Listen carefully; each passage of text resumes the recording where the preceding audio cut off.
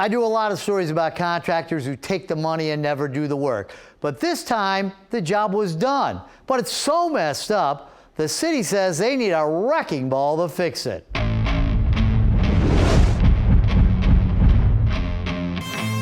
Say hi to Kevin Cupp, the contractor. You can't be filming me, dude. Kevin wants nothing to do with me. Here's my card. Will you call me? Nope. Kevin wants nothing to do with his customer. He blocked me, my number, and blocked me on Facebook. And he sure doesn't want to admit any responsibility. I didn't do the job. But Kevin Cupp, my cup runneth over with evidence you were there. You got paid. And that your company did some really bad work. I'll just call the cops. Cupp needs a cop. Okay, we'll call the cops. Come on in, guys. This is Erica's Dearborn Heights house. This is basically where my son sleeps now because How old is he? He's 6. Erica's son is living in the living room because this is what's left of the little boy's bedroom.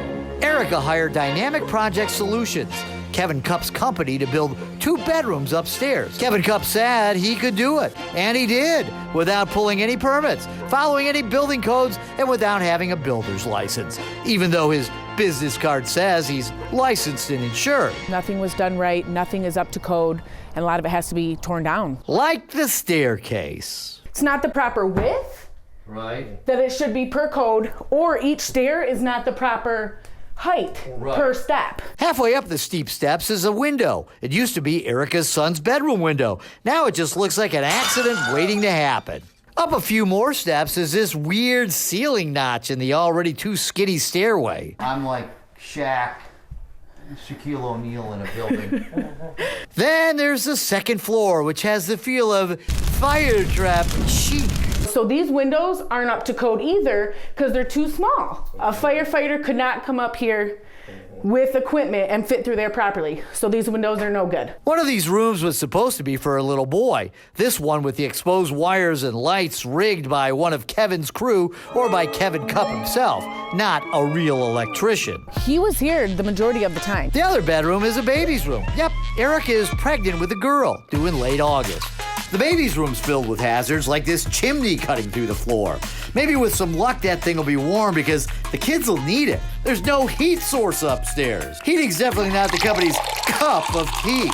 Downstairs, they built a stairway over Erica's existing baseboard heating. Yep, that darn heater was in the way, so they just built the stairs right over it. Erica called the city to see if all this work was approved, and surprise, they said, what work? The building inspector came out and wrote a scathing report citing no permits, building violations, HVAC violations, and electrical violations. The city ordered most of the work to be torn out. That's when Erica says Kevin Cupp copped out. I've already applied for a loan, which the first loan is gone, and the second loan I actually did apply for and got approved, but now I'm having all these extra monthly payments for the loans to fix the work when it should have just been done right to begin with. I trusted them. Dynamic Project Solutions is located in Monroe.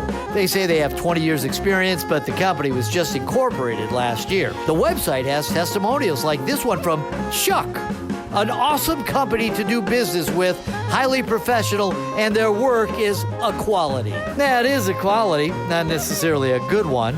Erica's cousin's husband worked for Cupp. That's how she found the company. So much for family references. The company was cited for ordinance violations in June. They were supposed to be in Dearborn Heights District Court to go before a judge. I was there, but Kevin Cupp never showed. So I went to the company headquarters to converse with King Cupp. Rob Wolchek from Fox 2. I'm looking for Kevin Cupp.